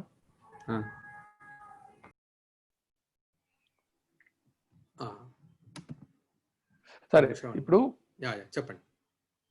ఒకటి స్ట్రక్చరల్ గా అనుకున్నాం కదంటే ముడి పదార్థం, ఎసెన్షియల్ ప్రాసెస్, ఫైనల్ అవుట్పుట్. ఇంట్లో ఇదేంటిది ఫైనల్ అవుట్పుట్ ప్రిపేర్ అవ్వటం కోసం. ఇప్పుడు ఆ ఫైనల్ అవుట్పుట్ లో ఉన్నటువంటి ఎంటిటీస్ గురించి మాట్లాడుతున్నాం. అవును, ఊరికే ఒక్క నిమిషం, అంటే కంటిన్యూటీ కోసం ఫైనల్ అవుట్పుట్ ని కార్యం అంటున్నాం, రా మెటీరియల్ ని సమవాయి కారణం అంటున్నాం, ఎసెన్షియల్ ప్రాసెస్ ని అసమవాయి కారణం అంటున్నాం. ఇది స్ట్రక్చరల్ గా ఇచ్చింది. ఇంకొకటి ఏంటంటే ఫైనల్ అవుట్పుట్ కి ఉండే అట్రిబ్యూట్స్ లో ఇప్పుడు రూపం, అది గుణం కదా రూపం అనేది. సో ఫైనల్ అవుట్పుట్ కి ఉండే గుణం, ఆ కార్యానికి ఉండే గుణం తీసుకుంటే అది దాన్నే ఆశ్రయించి ఉంది, దాని గుణం కాబట్టి అది సమవాయి కారణం అవుతుంది ఆ గుణంకి. కానీ దానికి అసమవాయి కారణం రా మెటీరియల్ ఎలా అయింది, అది నాకు అర్థం కాలేదు. రా మెటీరియల్ లో ఉన్నటువంటి ఎంటిటీ అయింది. అప్పుడు రా మెటీరియలే సమవాయి కారణం అవ్వాలి కదా. ఇప్పుడు కన్సిస్టెన్సీ చూసుకుంటే, అంటే ఇప్పుడు మనం ఎంటిటీస్ గురించి మాట్లాడుతున్నాం. ఎంటిటీస్ కి మధ్యలో ఉన్నటువంటి సంబంధం అది. అంటే ఇప్పుడు ఎట్లా చెప్పాలి, ఇప్పుడు మీకు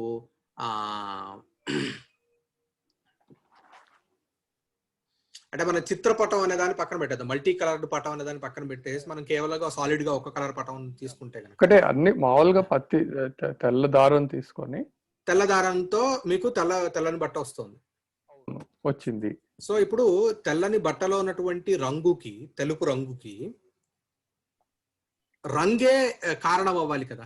అంటే ఇప్పుడు సజాతీయములైనటువంటిదే కారణం అవ్వాలి. అంటే ఒకటి ఏంటంటే ఇక్కడ గుణాలలోకి వచ్చేసరికి ఇప్పుడు ఏంటంటే సాజాత్యం అనేది కూడా అపేక్షిస్తుంది అనమాట. అంటే ఇప్పుడు అదే ఎలా చెప్పాలి, ఇప్పుడు తెల్లని నూల వలన తెల్లని బట్టే ఎందుకు వస్తుంది, ఎర్రని బట్టే ఎందుకు రావట్లేదు? అవును, కానీ ఇప్పుడు అలా ఆలోచించట్లేదు కదా. మనం ఏమంటున్నాం, చివరిగా తయారైన పటంలో తెలుపుకి అది పటాన్ని ఆశ్రయించింది కాబట్టి పటం సమవాయి కారణం అయింది అంటున్నాం.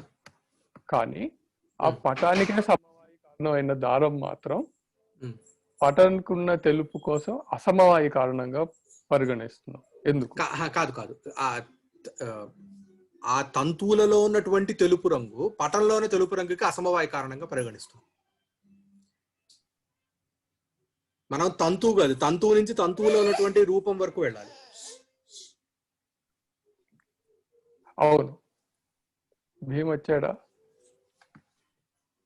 హాయ్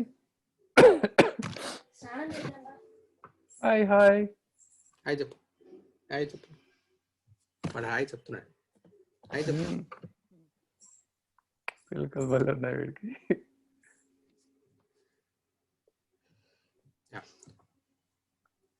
సో ఇప్పుడు ఇక్కడ మాట్లాడుతోంది ఆ ఎంటిటీస్ గురించి. అంటే ఇప్పుడు మీరు చూస్తే ఈ పటాన్ని, ఇప్పుడు ఇందాక తంతువులని ఆశ్రయించుకొని తంతు ప్రాసెస్ ఎలాగైతే ఉందో ప్రాసెస్, ఇందాక మనం ప్రాసెస్ ని తీసుకున్నాం. ఎందుకు అని అంటే మనం కేవలం అక్కడ ఆ పటం అనే ఒక ద్రవ్యాన్ని ఉత్పత్తి గురించి ఆలోచిస్తున్నాం కాబట్టి. ఇప్పుడు మనం పటం అనేది సిద్ధవత్ కృత్య చేసేసుకున్నాం, పటం అనేది ఎలా వస్తుంది అనేది చెప్పేసుకున్నాం. ఇప్పుడు పటంలో ఉన్నటువంటి ఎంటిటీస్ గురించి మనం ఆలోచిస్తున్నప్పుడు, ఇప్పుడు ఇదే తంతువులో ఎలాగైతే ఆ ప్రాసెస్ ఈ పటం అనే ఒక భౌతిక పదార్థానికి ఉత్పత్తి కారణమవుతుందో, ఈ తంతువుల్ని ఆశ్రయించుకొని ఉన్నటువంటి ఎంటిటీస్ ఏవైతే ఉన్నాయో గుణాలు, అవే ఈ పటంలో ఉన్నటువంటి గుణాలకు కారణాలు అవుతున్నాయి అంటున్నాం. తంతువులు వదిలేసి మనం ఇక్కడ వెళ్ళట్లా. ఒక చిన్న సైడ్ నోట్ అంటే జనరల్లీ ఎంటిటీ అంటే అది యాక్చువల్ వస్తువులకి వాడడానికి ఉంటుంది. గుణాలకి ప్రాపర్టీస్ అని కన్ఫ్యూజన్ గుణాలు. ఈ తంతువులలో ఉన్నటువంటి గుణాలే ఈ పటంలో ఉన్నటువంటి గుణాలు కారణం. అప్పుడు అది సమవాయి కారణం అవ్వాలి కదా అని అంటున్నాను, అవ్వాలని అనిపిస్తోంది. దాన్ని ఏవి తంతువులు సమవాయి కారణములు అవ్వాలనే? తంతువుకి ఉన్న తెలుపే పటానికి ఉన్న తెలుపుకి కారణం అయ్యింది కాబట్టి అది సమవాయి కారణం అవ్వాలి కదా. అంటే ఇక్కడ ఎలా చెప్పాలి అని అంటే, కొన్ని నిర్వచనాలు చేసుకున్నారు. అంటే సమవాయి కారణత్వం అనే దానికి ఒక డెఫినేషన్ ఉంది. సమవాయ సంబంధ వచ్చిన కార్యతాని రూపిత తాదాత్మ్య సంబంధ వచ్చిన కారణతాశ్రయత్వం, ఇట్లా కొన్ని ఎలా చెప్పాలి అంటే వాళ్ళు కొన్ని ఫార్ములాస్ లాగా పెట్టుకున్నారు అనమాట. అంటే ఏంటి అని అంటే, ఒక కార్యం ఉత్పన్నం అవ్వాలంటే దానికి ఒక కామన్ బేస్ ఉండాలి. అంటే కామన్ గా ఒక చోట పుట్టాలి, దానికి ఒక కామన్ బేస్ ఉండాలి. ఇప్పుడు పటం దగ్గరికి వచ్చేసేస్తే గనక ఆ కామన్ బేస్ తంతువులు. అంటే తంతువులలో సమవాయ సంబంధేన పటం వచ్చి ఉంటుంది. ఆ తంతువులు తాదాత్మ్య సంబంధేన ఉంటున్నాయి. తనలో తను తాదాత్మ్య సంబంధేన ఉంటుంది అని ఒకటి తీసుకుంటారు ఇక్కడ.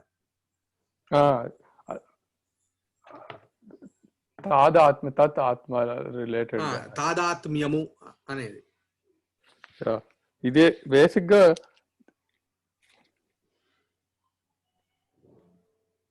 ఇది మళ్ళీ పట్టుకుందాం దీన్ని ఇంకొక రోజు.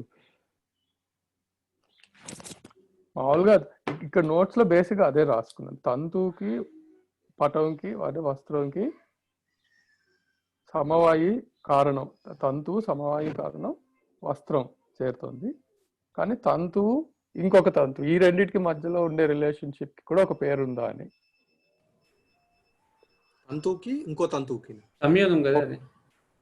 ఒక పటం తయారవ్వాలంటే ఒక పర్టిక్యులర్ కాంబినేషన్ ఆఫ్ తంతువులు కావాలి.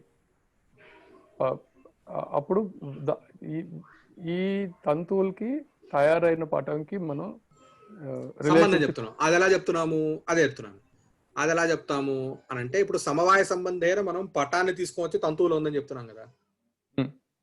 ఇదే తంతువుల్లో ఈ తంతుద్వయ సంయోగం కూడా సమవాయ సంబంధేన ఉంటుంది. యాక్చువల్లీ ఇవన్నీ కూడా తర్వాత వస్తాయి. సో అక్కడ ఏం చెప్తారు, సమవాయ సంబంధ వచ్చిన కార్యతాని రూపిత సమవాయ సంబంధ వచ్చిన కారణతాశ్రయత్వం అంటారు. అంటే సమవాయ సంబంధంతో కారణం ఎక్కడైతే ఉండి సమవాయ సంబంధంతో కార్యాన్ని ఎక్కడైతే ఉత్పత్తి చేస్తోందో అది అసమవాయ కారణం అవుతుంది, ఒక రకమైనటువంటిది. అంటే ఇప్పుడు తంతుద్వయ సంయోగము సమవాయ సంబంధైన తంతువుల్లో ఉంటూ సమవాయ సంబంధైన తంతువుల్లో పటాన్ని ఉత్పత్తి చేస్తోంది కాబట్టి తంతుద్వయ సంయోగం అనేది కారణ అసమవాయి అని అంటారు దీన్ని. ఇప్పుడు రూపం దగ్గరికి వచ్చేసరికి, గుణాల దగ్గరికి వచ్చేసరికి, రూపము అంటే తంతువులో ఉండేటటువంటి రూపము సమవాయ సంబంధైన ఎక్కడుంది అని అంటే పటంలో ఉంది. అక్కడికి ఈ కారణాన్ని తీసుకుని వస్తారు. స్వసమవాయి సమవేతత్వం. స్వం అంటే తంతువులలో ఉన్నటువంటి రూపం, అవి స్వసమవాయి సమవేతత్వ అనే సంబంధంతో, అంటే ఇక్కడ ఒక పరంపరా సంబంధం ఇది.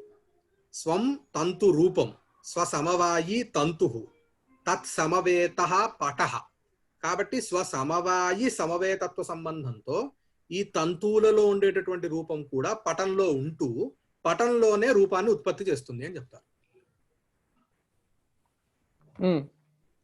అంటే తంతువులో ఉండే రూపం పటంలో రూపానికి సమవాయి కారణమే అయ్యింది కదా. పరంపరా సంబంధం వచ్చింది, సాక్షాత్ సమవాయి సమవాయి కారణం అవ్వాల, అసమవాయి కారణమే. ఎందుకంటే ఎప్పుడు కూడా, ఇప్పుడు మనం ఏమన్నా ఇందాక పటం తంతువులలో క్షమిత అంటే పటంలో ఉండేటటువంటి రూపము సమవాయ సంబంధంతో ఎక్కడుంటుంది? పటంలోనే ఉంటుంది. అవును. ఎలాగైతే పటము సమవాయ సంబంధమైన తంతువుల్లో ఉంటుందో పటగత రూపము సమవాయ సంబంధమైన పటంలో ఉంటుంది. దీన్ని ఇందాకట అనుకున్న ఫ్రేమ్వర్క్ ప్రకారం చూస్తే ఇప్పుడు పటం ఉంటే పటానికి రూపం ఉంటుంది, పటమే లేకపోతే రూపం ఉండదు, కాబట్టి అది సమవాయ కారణం. అది అర్థమైపోయింది నాకు. ఇప్పుడు పటం లేకపోవడాన్ని రకరకాలుగా చేయొచ్చు. తంతువు లేకపోతే పటం లేదు, అదొకటి. కానీ ఇప్పుడు తంతువుకి ఉన్న రూపమే పటానికి వచ్చింది కాబట్టి ఇప్పుడు పటం లేకపోతే తంతువే లేకపోతే అసలు పటమే లేదు కాబట్టి రూపం ఉండదు. కాబట్టి ఇది సమవాయే ఉండాలి కదా, ఇందాకటి స్ట్రక్చర్ లోకే ఇది ఫిట్ అవుతుంది. నేను ఇందా చెప్పాను ఒకటి ఏంటి అని అంటే సమవాయి కారణ లక్షణం అని ఒకటి. అంటే ఏంటి సమవాయ కారణ లక్షణంలో ఏంటంటే కార్యము కారణంలో సమవాయ సంబంధంతో ఉంటుంది, కారణము తనలో తాను తాదాత్మ్య సంబంధంతో ఉంటుంది. ఇది దానికి వాళ్ళు ఇచ్చినటువంటి ఒక ఫార్ములా లాంటిది. కార్యము సమవాయ సంబంధంతో కారణంలో ఉంటూ ఏదైతే కారణము తనలో తాను తాదాత్మ్య సంబంధంతో ఉంటుందో అది సమవాయ కారణం. ఇది తాదాత్మ్యం అంటే ఏంటి? అది తాదాత్మ్యం అంటే తనలో తాను అని అర్థం. స ఏవ ఆత్మ యస్య సహ సహ తదాత్మ తస్య భావః తాదాత్మ్యం. తనే అని అర్థం అనమాట. తనలో తాను తాదాత్మ్య సంబంధంతో ఉండడం అంటే. సరే, ఒక పని చేద్దాం, ఇది తర్వాత తీసుకుందాం. ఇదేమైనా ఉపయోగం ఉంటుందండి? అంటే ఒక చిన్న సెంటెన్స్ ఉన్నది, 2 సెంటెన్స్లు మీకేమైనా. కార్యము ఏ కారణమున సమవాయ సంబంధంతో ఉంటూ పుట్టును ఆ కారణము దానికి సమవాయి కారణం అవును. అదొక్కటే సరిపోదు, చెప్తాను వీళ్ళు ఉన్నాయి. అసమవాయి కారణంకి ఏం చెప్తున్నారంటే, అంటే ఇక్కడ ఒకటి ఉంది, కార్యేణ కారణేన వాసః ఏకస్మిన్ అర్థే సహి ఏకస్మిన్ సమవేతం సత్కారణం అసమవాయ కారణం. అంటే ఇక్కడ తన కార్యముతో సహా ఒకే చోట సమవాయ సంబంధముతో నుండు కారణము అసమవాయి కారణం. కార్యకారణం రెండు మరో చోట సమవాయంతో ఉండినచో ఆ కారణము ఆ కార్యమునకు అసమవాయి కారణము అవును. అంటే కార్యకారణములు రెండు మరో చోట సమవాయంతో ఉంటాయి, దాన్ని అసమవాయి కారణం అంటున్నారు. అది ఇంకొక రకమైనటువంటి, అది రూపం దగ్గర కార్యము కారణము. కారణం ఏంటి? తంతుగత రూపము. కార్యము పటగత రూపము. ఈ రెండు కూడా వేరే చోట అంటే పటములో ఉంటున్నాయి, వేరే వేరే సంబంధం. ఇప్పుడు రామ్ గారు అన్నారు కదా, రూపం కూడా సమవాయి కారణమే కావాలి కదా, అంటే తంతుగతంగా ఉన్న రూపం కూడా సమవాయి కారణమే కావాలి అనేది వారి అంతేనండి రామ్జీ?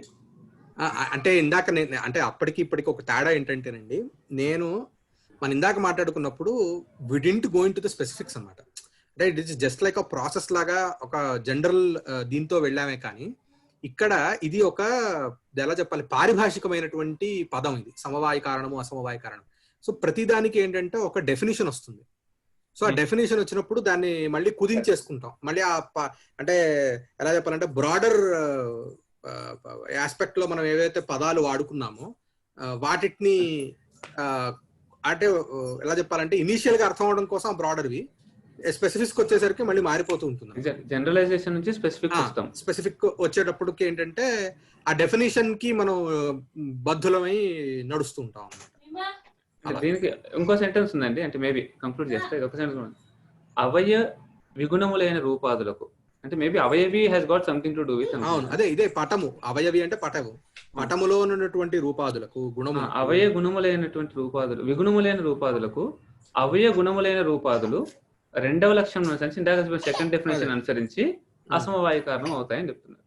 అదే అవయవి గతములైనటువంటి రూపాదుల గురించి అవయవ గతములైనటువంటి రూపాదులు కారణములవును అని చెప్తున్నారు, అసమవాయి కారణం. అసమవాయి కారణం అదే అసమవాయి ఎందుకు అనేదే నాకు క్లియర్ గా అంటే లేదండి, ఎలా చెప్పను, ఈ పటగత రూపాన్ని మీరు పటం వరకు తీసుకుని రావాలంటే మీరు ప్రాసెస్ వయా తంతువు రావాలి కదా. సారీ, తంతుగత రూపాన్ని మీరు పటానికి తీసుకుని రావాలంటే ప్రాసెస్ ఏంటి? వయా తంతువు రావాలి. కానీ పటగత రూపానికి పటానికి ఉన్నటువంటి సంబంధం ఏమిటి? కేవలం సంబంధం డైరెక్ట్. అవును, ఇది ఇండైరెక్ట్.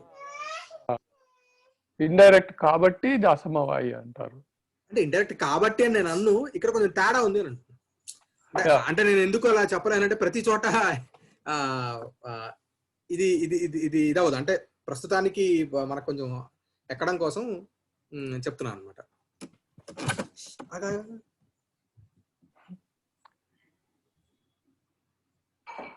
వాడిని ఎత్తుకొని హాయిగా ఒళ్ళో కూర్చోబెట్టేసుకోండి, కామ్ గా ఉంటాడు, వింటూ ఉంటాడు.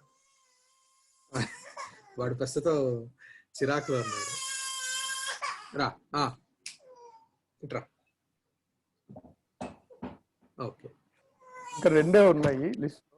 మనం యాక్చువల్లీ వాళ్ళంతా దీనికే అయిపోయింది. కానీ ఇది విభు అంటే సర్వమూర్త సంయోగి అని, ముహూర్తం అంటే మెషరబుల్ పరిచ్ఛిన్న పరిమాణం కలది అని. పరిమాణం అంటే ఈ పరిమాణం అనేది మీ అన్నయ్య వీడియోలోంచి వచ్చింది నాకు యాక్చువల్లీ. ఓకే, మనం వాల్యూమ్ అనే దీంతోటే వెళ్ళాం కదా మన డిస్కషన్ లో. వాళ్ళ డిస్కషన్ లో వింటే పరిమాణం అంటే కొలత అనే డెఫినేషన్ తో వచ్చారు వాళ్ళు. అప్పుడు అయినా ఇవి ఇంకా ఉంటాయి. అదే ఇన్కన్సిస్టెంట్ అంటే అదే మీరు ఏదైతే అన్నారు ఇప్పుడు చూసారా, దీర్ఘత్వానికి హ్రస్వత్వానికిను ఇది కొలత అని మీరు తీసుకున్నా కూడా, అంటే మానం అంటే కొలత. అవును, ఆ కొలతని ఇప్పుడు మీరు అది వాల్యూమ్ అంటారా లేకపోతే అంటే దాని రెండింటిని మళ్ళీ స్పెసిఫై చేయటం అనేది ఒక పర్టిక్యులర్ మెజర్మెంట్ కదా. మెజర్మెంట్ అనేది ఒక కాన్సెప్ట్ ఇన్ జనరల్. అంటే మెజర్మెంట్ అంటే కొలత కదా. అదే కొలత అనేది జనరిక్ కాన్సెప్ట్ కదా. అందులో వాల్యూమ్ అనేది ఘన పరిమాణం అనేది ఒక పర్టిక్యులర్. అలా తీసుకుంటే ఇప్పుడు మీరు అంటే ఘన పరిమాణముని అంటే ఘన పదార్థ అంటే ఘనత అనేదాన్ని అంటే అంటే అదే ఘనము ఘనత అని అనొచ్చు దాన్ని మనం. సో ఆ ఘనతని గురించి తెలిపేది అణు అంటే అణు మహత్ అని చెప్పుకోవచ్చు. ఈ వేరే రకమైన కొలత ఏదైతే ఉన్నదో దాన్ని హ్రస్వ దీర్ఘము అనేది దీని కింద తీసుకోవచ్చు. అయి ఉండొచ్చు. అంటే మీరు అలా అలా అలా దాన్ని ఏమైనా తీసుకోవచ్చు. బహుశా అంతే. బేసిక్ గా ఇప్పటికి ఈ నోట్స్ ఉన్నాయి. మళ్ళీ ఇంకొకసారి వింటే కొత్త మెటీరియల్, కొన్ని కొత్త నోట్స్ వస్తాయి. కానీ మీ అన్నయ్య లెక్చర్స్ రికార్డ్ చేయడం మంచిదైంది. మనది వాళ్ళవి కలిపి వింటే కొంచెం ఫైనర్ పాయింట్స్ తేడాలు తెలుస్తున్నాయి. వాళ్ళ దానిలో మేబీ విష్ణు గారు వాళ్ళందరూ ఉండుంటారు. కానీ వాళ్ళ గ్రూప్ ఉంది ఒకటి. అవును, పాఠాలు అనుకుంటారు. స్పెషల్ అపియరెన్స్ ఇచ్చారు అందులో కూడా. అలా అయిపోయింది కాబట్టి మళ్ళీ ఇక్కడికి వచ్చాను. అది కంటిన్యూ చేసి ఉండాల్సింది. నాతో పాటు ఉన్న వాళ్ళు కొంచెం విన్నారు, నేను మధ్యలో డ్రాప్ అయిపోవాల్సి వచ్చింది. అవి నేను ముందుకు వెళ్ళలేదు. మనం ఇక్కడ ఎంత చదువుకున్నామో అంతవరకే అవి విన్నాను. ఊరికే ఇంకొక పాయింట్ ఆఫ్ వ్యూ వస్తుందని. ఒక్కటండి గురుగారు, ఇప్పుడు సమవాయి కారణము, అసమవాయి కారణము, నిమిత్త కారణము అని ఉన్నాయి కదా. ఇవి మనం ఇంతకు ముందు అనుకున్నట్టు వేరే కారణాలు ఉన్నాయి చూడండి. అంటే సాధారణ కారణము, అసాధారణ కారణము. వాటి నుంచి ఏమన్నా how they are different? How they are different అంటే ఇవన్నీ అసాధారణ కారణాల కిందకే వస్తాయి. ఏది సమవాయి, అసమవాయి, నిమిత్తము. అంటే ఇప్పుడు సాధారణ కారణములు మీరు నియతంగా కాల, ఈశ్వర, అదృష్ట, దిక్కు 4. దేశం కాదు. దిక్ అంటే దేశం వచ్చేసింది. దిక్ అంటేనే దేశంతో కూడినదే దిక్కు అవుతుంది. దేశం లేకుండా దిక్కును మీరు నిర్వచించలేరు కదా. అంటే మూర్త పదార్థం లేకుండా దిక్కుని మనం నిర్వచించలేం కాబట్టి దేశం కూడా వచ్చేస్తుంది. సో ఈ 4 సాధారణ కారణాలు. ఈ పాయింటే నేను పైన ఉన్నప్పుడు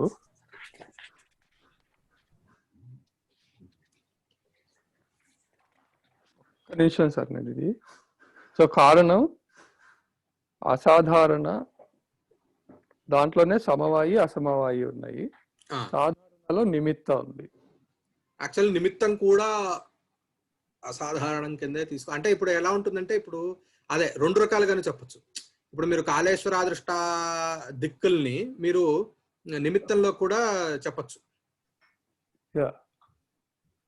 సారీ, నాకు అన్ని స్క్రిప్ట్లు కలిపి ఉంటాయి కానీ మ్యాటర్ అదే. కాదండి, ఇది ఇంకోటి మరి. ఇక్కడ మనము వేదాంతలో చెప్తారు, సాంఖ్యలో చెప్తారు, నిమిత్త కారణము ఉపాదాన కారణము. దీంట్లోకి వస్తే ఎక్కడ కనెక్ట్ అవుతాయి అవి? ఉపాదానం అనే కాన్సెప్టే వేరు, ఎందుకంటే అక్కడ సత్కార్యవాదం వచ్చేస్తుంది.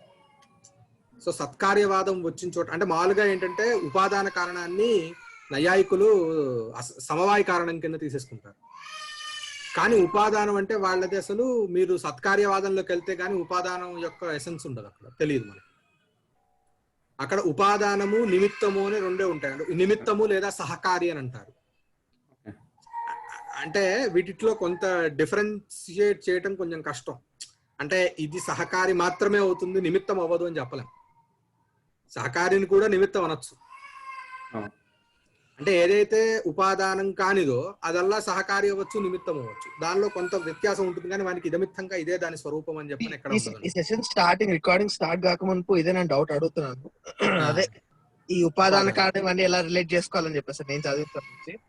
ఉపాదానం అనేది ఏంటంటే ఎప్పుడైనా సత్కార్యవాదము అసత్కార్యవాదము అని రెండు ఉంటాయి. విన్నారా ఎప్పుడైనా? అది దానికి మేబీ దానికి ఒక సపరేట్ సెషన్ కావాల్సి వస్తుంది అనమాట. నేను రాసుకున్న సింపుల్ ఎగ్జాంపుల్ అయితే తంతువాహి అని అంటే ఉపాదాన కారణం అదే తంతువే అవుతుంది. అంటే ఇప్పుడు మీరు ఇప్పటి వరకు చెప్పిన అన్నిట్లోనూ మీరు ఏవైతే సమవాయ కారణం కింద తీసుకున్నా దాన్ని మీరు ఉపాదానం కింద తీసుకోవచ్చు. కాకపోతే అంటే సత్తు అసత్ అనే పేరులోనే ఉందన్నమాట. సత్కార్యవాదము అసత్కార్యవాదం అంటే ఏంటంటే కార్యము పుట్టుక కంటే ముందర ఉన్నదా లేదా, ఇదే అక్కడ ఎసెన్షియల్ మెయిన్ ఇదనమాట ఆర్గ్యుమెంట్. ఏంటి అంటే కార్యము పుట్టుకకి కూడా ముందర, అంటే తన పుట్టుకకి కూడా ముందర ఉంటే అది సత్కార్యవాదము, తన పుట్టుకకు ముందర లేకపోతే అది అసత్కార్యవాదం. అంటే ఇంతవరకు లేనటువంటి ఘటం పుడుతోందా లేదా మృత్యులోనే ఉన్నటువంటి ఘటముగా అభివ్యక్తం అవుతోందా? మృత్యులో ఉన్నటువంటి ఘటమే అభివ్యక్తం అవుతోంది అంటే సత్కార్యవాదం. అంటే అప్పుడు ఆ వాదంలో కారణము కార్యము వేరు వేరు అవ్వవు. కారణంలోనే కార్యం కూడా అలా సూక్ష్మావస్థలో అలా ఉంటుంది. మిగతా కారణ కలాపం అంతా రాగానే అది ఆ స్థూలంగా అభివ్యక్తం అవుతుంది అని అంటారు. దీనిలో మళ్ళీ పరిణామవాదము వివర్తవాదము అని మళ్ళీ వస్తాయి రెండు. పరిణామవాదం ఏమో సాంఖ్యులది, వివర్తవాదం ఏమో వేదాంతులది. దానికి కూడా కొంచెం తేడా ఉంటుంది. అదే సత్కార్యం అసత్కార్యం ఇట్స్ డిఫరెంట్ కాన్సెప్ట్ ఆల్టుగెదర్. దీంట్లోనే ఈ దీనికి మళ్ళీ వద్దాం మనం. ఈ ఎక్కడ ఉన్నది ఈ కనిపించలేదు, ఈ క్లాసిఫికేషన్ ఉంది కదా దిక్కు అవన్నీ, అది మళ్ళీ చూద్దాం. ఇందాకటి నోట్స్ ఏదంటే బాగా నానిపోయింది ఇప్పుడు, కానీ ఇది ఇందాకటిది. దీంట్లో ఇవన్నీ అయ్యాయి, కానీ ఈ తాదాత్మ్యము ఒకటి కొంచెం ఏమంటారు దాన్ని అది తర్వాత చూద్దాం మళ్ళీ ఇంకొక సెషన్ లో తీసుకొని. ఇవాళ అసలు మ్యాటర్ లో ముందు నడవలేదు మనం, ఇంకా సందేహ నివృత్తితోటి అయిపోయింది రోజంతా. రేపు మళ్ళీ 6:30 మీ విండో ఏది? రేపా ఎల్లుండా? రేపేనా? మీరు ఏదో చాట్ లో ఏదో సోమవారం అని ఒక రోజు పెట్టినట్టుంటే నెక్స్ట్ వీక్ అన్నారని జరిగినట్టు గుర్తున్నారు. అందుకని కదా రేపు ఒక్కరోజు పొరపాటున సోమవారం షెడ్యూల్ చేసినట్టున్నారు. లాస్ట్ వీక్ నేను అప్పటికి డేట్ మారిపోయిందని నేను గ్రహించాల. డేట్ మారిపోయింది. సో నేను డేట్ మారిపోయిన తర్వాత నెక్స్ట్ డే అని పెట్టాను. అప్పటికే 12:30 పైన అయిపోయింది అప్పుడు. సో అందుకని పొరపాటున దాన్ని మళ్ళీ మార్చాను. లాస్ట్ వీక్ అది. రేపే 6:30కే, ఎందుకంటే మండేస్ అయిపోతుంది అక్కడంతా పిండి పిప్పి చేస్తున్నారు. ఓకే.